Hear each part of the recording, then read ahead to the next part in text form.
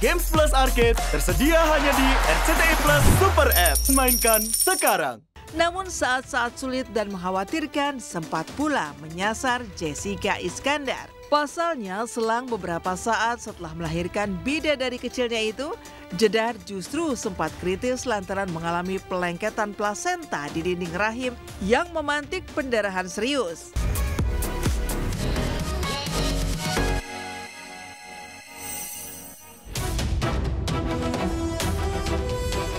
Beragam berita panas berujung viral terus mewarnai media sosial, utamanya berita-berita yang menyasar kehidupan para selebritis tanah air.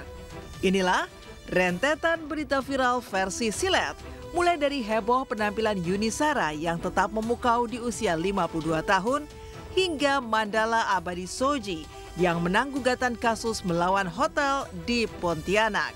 Lalu, bagaimana kisah Jedar yang sempat alami kritis pasca lahiran putri ketiga?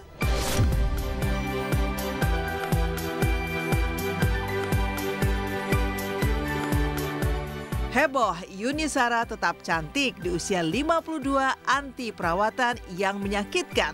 Akui berbeda dengan Krisdayanti demi tampil awet muda.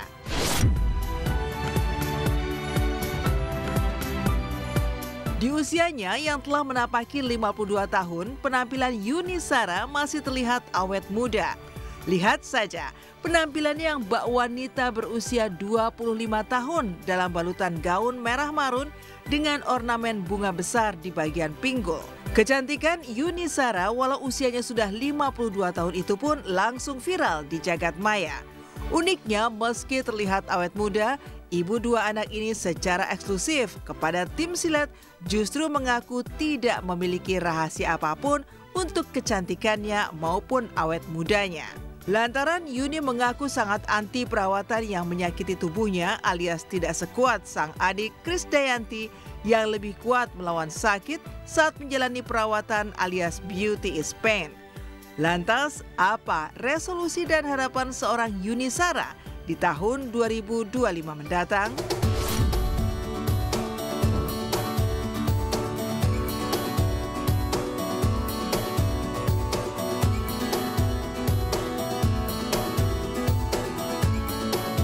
Alhamdulillah di usia saya yang masuk ini on the way 53, tapi saya masih dapat pekerjaan di tempat-tempat yang baik dan penampilan saya masih layak ditonton gitu. Jadi kalau misalnya saya menjaga ini dan itu adalah satu kelayakan karena saya masih bekerja di dunia ini.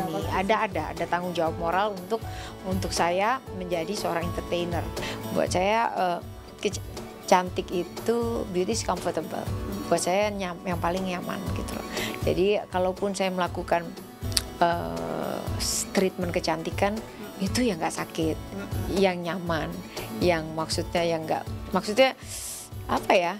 Ya cantik tapi yang nggak nyiksa gitu loh. Beauty nggak harus pain ya Bun? Yanti itu. Tapi kalau Bunda Yuni Shara nggak pain. Iya karena gitu. Bun, beauty is pain. No, beauty is comfortable. Beauty is comfortable. If you feel comfortable and you feel confidence. Semoga di tahun-tahun mendatang semua diberi kesehatan, kesejahteraan, keberlimpahan dan bahagia.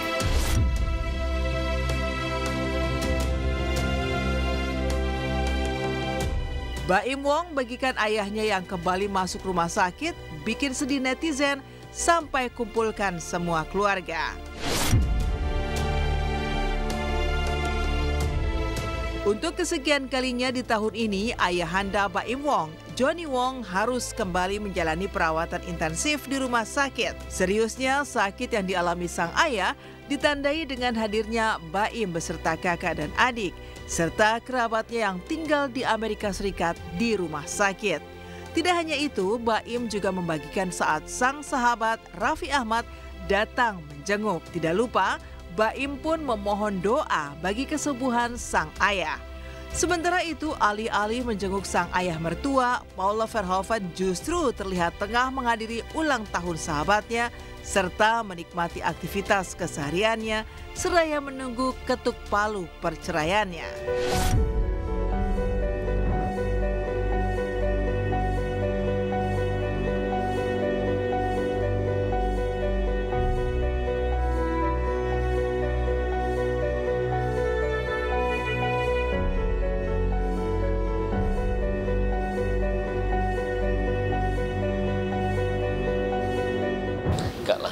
maksudnya semuanya jalanin aja.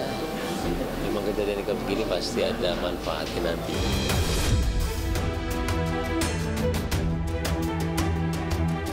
Mandala Abadi Shoji dan istri menang kasus gugatan dengan pihak hotel.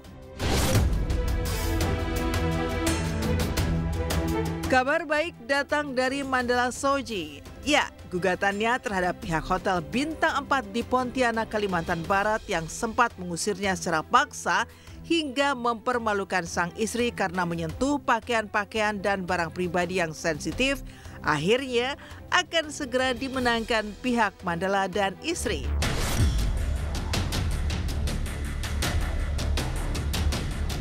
Optimisme ini mencuat dari penjelasan sang presenter dan juga sang istri Marida Deanova kemarin kepada tim Silet. Maklum saja, pasangan ini sempat digugat balik pihak hotel sebesar 10 miliar atas tuduhan pencemaran nama baik. Namun sayangnya, baik Mandala maupun sang istri belum mau banyak bicara terkait hasil sidang yang diduga kuat sudah dimenangkannya itu. Tapi benarkah hingga saat ini Mandala dan Denova sampai dipayungi trauma menginap di hotel lantaran takut mengalami kasus serupa? Apalagi masih teringat jelas saat perjalanan sidang yang diwarnai tangis hingga pingsan sang istri yang begitu dramatis. Pengacaranya itu angkuh banget. Kita ajak salaman, kita kasih senyum, nggak ada respon sama sekali. Bayangin emang kita ini astagfirullah. Bayangin emang kita ini astagfirullah.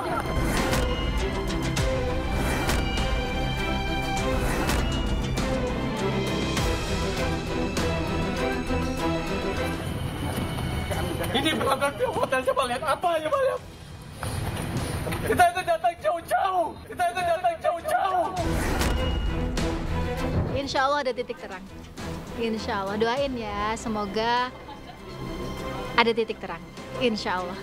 Kita yakin Allah tuh pasti maha baik, pasti kita akan diberikan yang terbaik. Insya Allah, ya mudah-mudahan perjuangan kita selama ini nggak sia-sia ya, walaupun kita ditekan, diteror, diintimidasi, tapi banyak masyarakat Indonesia yang mendukung kami, mensupport kami, iya, dan mereka tahu kok mana yang benar dan mana yang salah. Sekarang kalau di luar kota nggak nginep di hotel. Sebisa mungkin kalau ada teman dia, kita nginep di rumah temannya, di saudara gitu ya. Semoga nanti putusan hakim akan memenangkan kami.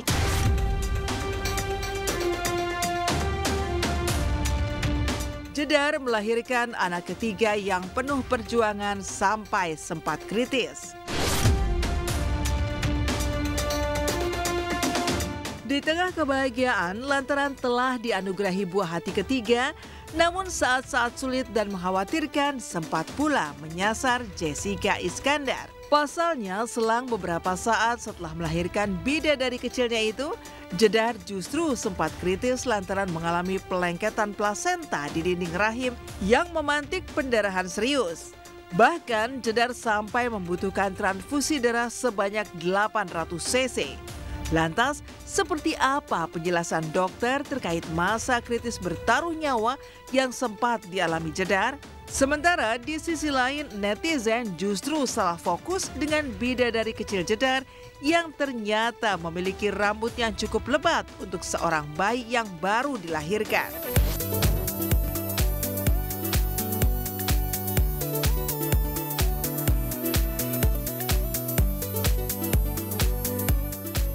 Kelahiran kali ini mungkin ada beberapa satu dan lain hal yang bikin aku dan suamiku kita harus stay di rumah sakit sampai 8 hari. Kalau saat ini sih saya masih trauma ya, masih takut gitu, masih dalam proses recovery juga gitu. Cuma biasanya hal-hal kayak gini akan menjadi kenangan yang indah. Apalagi ketika ketemu sama sang buah hati, semuanya tuh terbayarkan. Bayi lahir harusnya diikuti dengan kelahiran plasenta yang memang harusnya terjadi otomatis. Karena memang plasenta itu lahir, itu adalah hasil dari kontraksi rahim. Jadi harusnya plasenta akan lahir dengan sendirinya. Itu yang tidak terjadi di 15 menit pertama waktu itu, dan memang sudah kita tangani dengan prosedur yang memang harus sesuai gitu. Tetapi saat itu memang hari-hari kalau kita bilang istilah medisnya adalah retentio placenta atau placenta lengket gitu. Nah saat itu memang sudah langsung ditangani gitu, tetapi memang kita tahu biasanya memang udah retentio placenta kelanjutannya adalah perdarahan ya dok, itu udah kayak temenan gitu. Tapi itu hal yang memang sudah bisa kita antisipasi.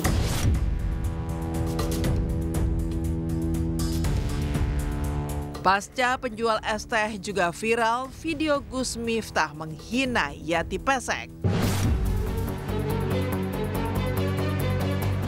Rentetan berita viral versi silet hari ini ditutup oleh video lawas Gus Miftah saat menghina aktris senior Yati Pesek. Ya, pasca heboh kasus tukang es teh hingga akhirnya Gus Miftah menangis dan minta maaf hingga mengundurkan diri, nama Yati Pesek pun ikut menjadi sorotan usai video lawasnya dengan Gus Miftah viral belakangan ini. Dalam video tersebut, seniman senior ini mendapat perlakuan tak menyenangkan dari Gus Miftah. Toh, meski sudah memaafkan kejadian 2 tahun silam itu, namun Yati Pesek tak memungkiri bahwa dirinya sempat sakit hati dengan ucapan Gus Miftah yang merendahkannya dengan kata-kata yang tidak pantas. Erik Estrada pun mengaku sakit hati kala mendengar perkataan Gus Miftah terhadap seniman senior yang sudah dianggap Erik sebagai ibunya sendiri itu.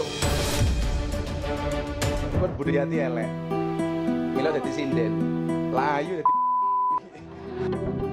Meneng bae pakai tangjan iku atiku yo loro banget.